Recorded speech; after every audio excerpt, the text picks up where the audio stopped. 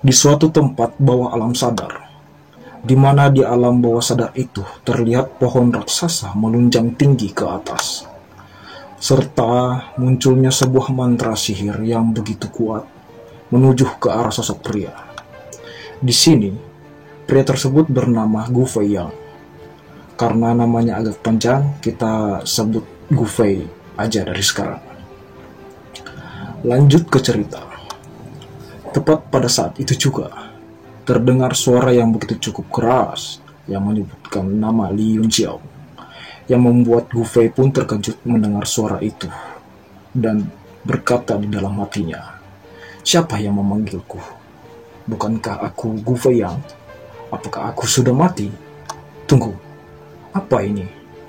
Tidak lama kemudian, suara yang lantang itu kembali berteriak dengan menyebut nama Li Yunxiao. Seketika itu juga, kapur terbang ke arah sosok pria yang bernama Li Yunxiao, yang membuat seseorang yang bernama Li Yunxiao itu pun terbangun dari tidurnya, dan begitu cepat ia dapat menangkap sebuah kapur itu.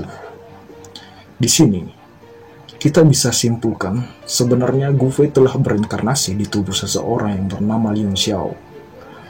Jadi, Mimin akan sebut MC kita bernama Yunxiao mulai sekarang ini. Lanjut ke cerita yang membuat Yunxiao memikirkan semua hal yang telah terjadi pada dirinya sekarang. Berdasarkan pada semua ingatannya, tahun 1033 Ski Martial kalender, 15 tahun telah berlalu sejak dirinya mati di Gunung Tiandang. Sekedar informasi bahwa pada tahun 1033 Sky Martial kalender, yang dimana hari dia wafat di Gunung Tiandang. Oke, lanjut ke cerita. Ketika Yunxiao memandangi sebuah patung yang begitu besar di luar jendela, membuat Yunxiao begitu syok melihatnya, bahwa patung tersebut adalah sebuah patung yang dibuat untuk dirinya di kehidupan sebelumnya yang bernama Gu Fei Yang, sang seni bela diri legendaris. Tidak lama kemudian, dengan amarah yang begitu kuat, suara yang lantang itu kembali berteriak. Ia berkata, "Yunxiao, kau benar-benar pemberani ya." Sehingga dengan kesadarannya, Yunxiao pun berbalik arah melihat ke depan, yang dimana ternyata Yunxiao berada di sebuah akademi, yang dimana akademi tersebut adalah Akademi Blue Jewel di negara Tianshui. Sehingga terlihatlah instruktur akademi yang bernama Lu Yunchang dan banyaknya murid-murid akademi di hadapannya. Dan akhirnya, suara yang selalu menghantui di dalam bawah sadarnya sampai sekarang ini tidak lain ternyata seorang instruktur akademi. Karena nama instruktur akademi yang bernama Liu Chang agak sedikit panjang, jadi kita sebut aja instruktur Yun mulai sekarang ya. Lanjut ke cerita, di mana instruktur Yun sangat marah melihat Yunxiao begitu tidak memperdulikannya. Ia berkata, "Kau berani tidur lama di kelasku." Namun, Yunxiao pada saat itu masih tidak memperdulikan instruktur Yun. Yunxiao berkata dalam hati, "Tempat ini, tubuhku." Dan seketika, Yunxiao begitu syok jika ia mulai menyadari jika ia telah berinkarnasi tubuh yang bernama Yunxiao ini. Apa aku terlahir kembali? Karena Yunxiao mengacuhkan panggilan instruktur Yun, yang membuat instruktur Yun semakin kesal dan memberikan sebuah pertanyaan yang begitu sulit terhadap Yunxiao. Jawab pertanyaan ini, yang membuat Yunxiao sedikit bingung apa yang telah terjadi pada dirinya dan instruktur Yun. Instruktur Yun bertanya, berapa banyak jenis metode untuk menyaring senjata Yuan yang biasa. Di saat instruktur Yun bertanya, Yunxiao malah berpikir yang sembrono kepada instruktur Yun. Tubuh gadis ini cukup bagus, lumayan cantik, rambutnya panjang. Jika dia mengenakan satu set armor dan mendapatkan Frost of Grief, itu akan membuatnya menjadi permaisuri teratai merah lainnya. Sayangnya dia hanya di Martial Realm keempat. Anjay, ini MC ya guys, disuruh jawab malah mikirin poros cantik strukturnya. parah sih. Lanjut ke cerita.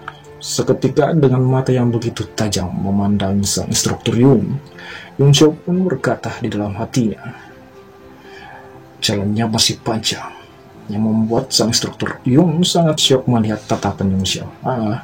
Apa yang terjadi? Aku ahli di martial realm keempat. Bagaimana bisa pikiranku terganggu hanya oleh pandangan dari bocah ini?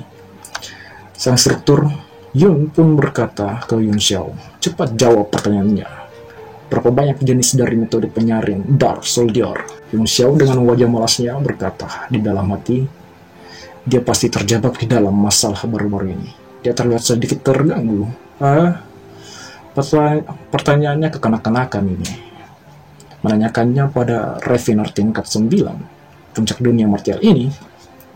Namun dengan wajah malasnya, Yun Xiao pun masih menghargai sang instruktur Luo dan menjawab pertanyaannya. Menyuling senjata Suan ada 48 jenis metode, sehingga membuat sang instruktur Yun sangat terkejut mendengarnya. Namun karena rendahnya ilmu dari sang murid-murid akademi, murid-murid pun tertawa dan menganggap jawaban dari Yun Xiao itu hanyalah sebuah hal yang salah. Hingga beberapa murid pun menganggap Yun Xiao itu sedang bermimpi. Dan paling parah, ada murid mengatakan jika Yun Xiao bahkan otaknya sedang konslet, layaknya jadi sampah keluarga Li. Dan satu murid pun menerangkan ke Yun Xiao bahwa di dalam buku jelas hanya ada 36 jenis di buku teks Master Yang Di. Seketika Yun Xiao berkata, yang di bocah itu, apa dia berani melupakan 12 metode yang disusun Gu Fei yang membuat sang instruktur Yun pun sangat shock mendengar jawaban dari Yun Xiao. Namun seperti biasa ya, murid-murid yang awam ini masih tertawa dan menganggap jawaban dari Yun Xiao tetap salah dan sangat ngawur, teman-teman. Waduh. Instruktur Yun pun menepuk meja dengan begitu keras. Ia berkata, diam, sehingga semua murid berongan itu terkejut kecuali Yun Xiao. Ini anjir lah ini MC-nya. Sepet aja ini bersih-bersih telinganya, cuy. Aduh, parah sih. Oke, lanjut ke cerita. Instruktur Yun pun menjelaskan, Martial Emperor Gu Fei yang tidak cuma warrior tingkat 3 di benua Tianmu. Dia refiner terbaik Realm 9. Dia juga mendesain 12 refining metode lainnya. Setelah menjelaskan sebuah hal itu, dengan shock instruktur Yun berkata di dalam hatinya, bagaimana bocah ini bisa mengetahuinya? Seketika itu, muridnya menganggap perkataan Yun Xiao itu salah, makin shock. Ketika sang instruktur Yun mengatakan Martial Emperor Gu Fei yang telah mendesain 12 refining metode lainnya.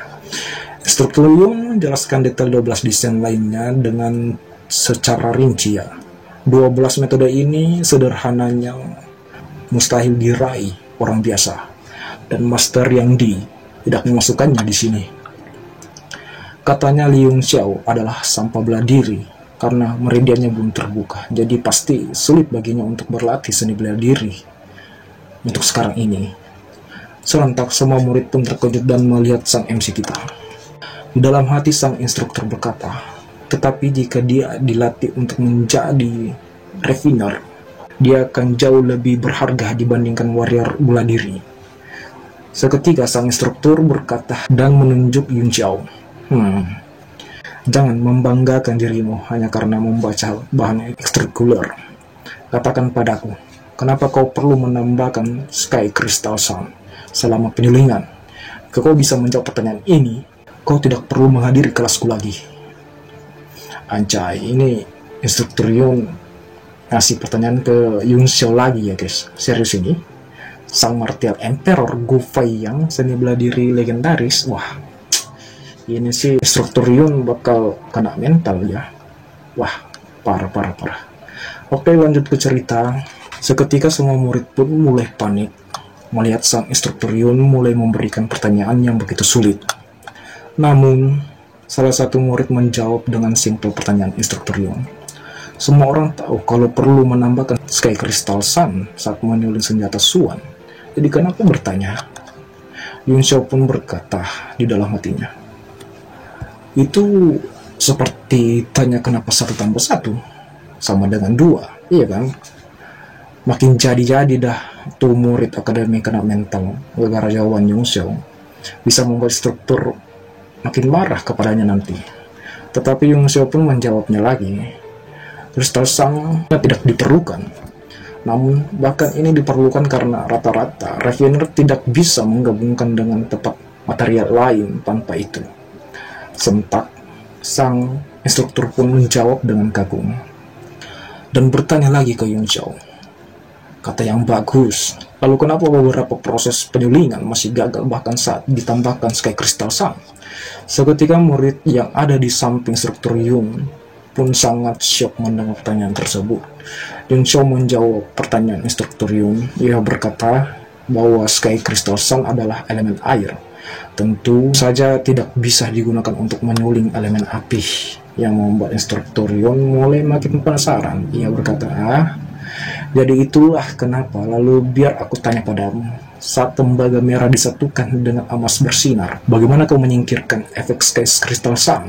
Seperti biasa ya guys ya. Yung Xiao jawab dengan wajah yang datar lagi. Ia berkata, perlakukan saja Sky Crystal Sun sebagai kotoran, lalu gunakan apa yang kau suling untuk menyingkirkannya. Ini jujur ini gua belum paham ya, maksudnya ini seperti kotoran lalu gunakan apa yang kau suling ya. Kita lanjut aja ke ceritanya. Seketika membuat sang instruktur Yung sangat tidak percaya atas jawaban Yung Xiao dan mulai menyadari jika apa yang dia praktikkan selama ini selalu gagal.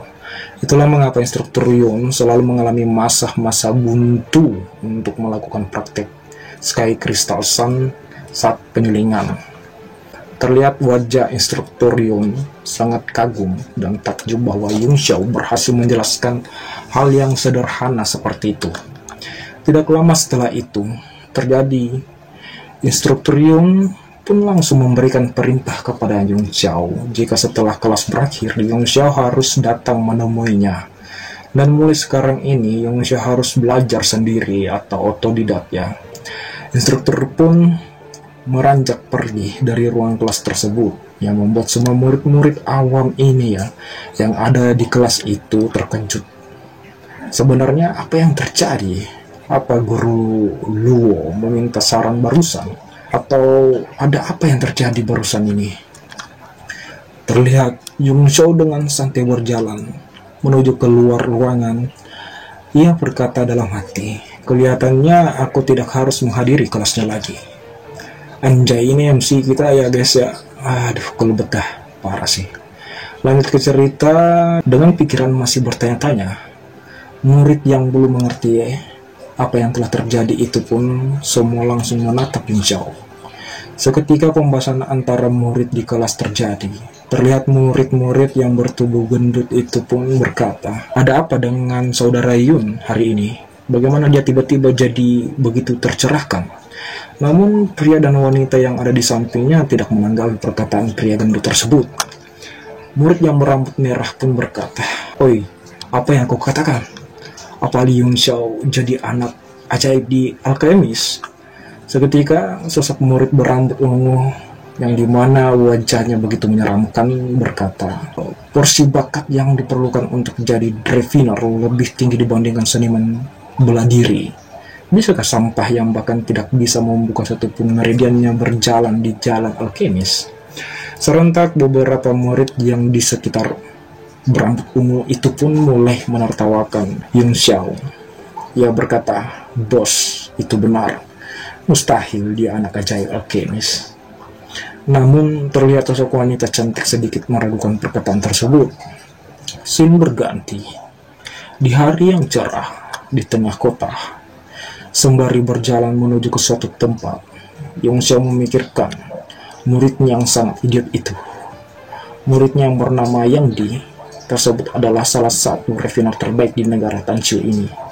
Namun seketika Yung Xiao tidak sengaja melihat patung yang di atas gunung itu lagi. Seketika dia mencocoklogikan masalah patung itu dengan muridnya yang bernama Yang Di itu. Ia berkata di dalam hati, patung ini yang dia mungkin membuatnya untukku.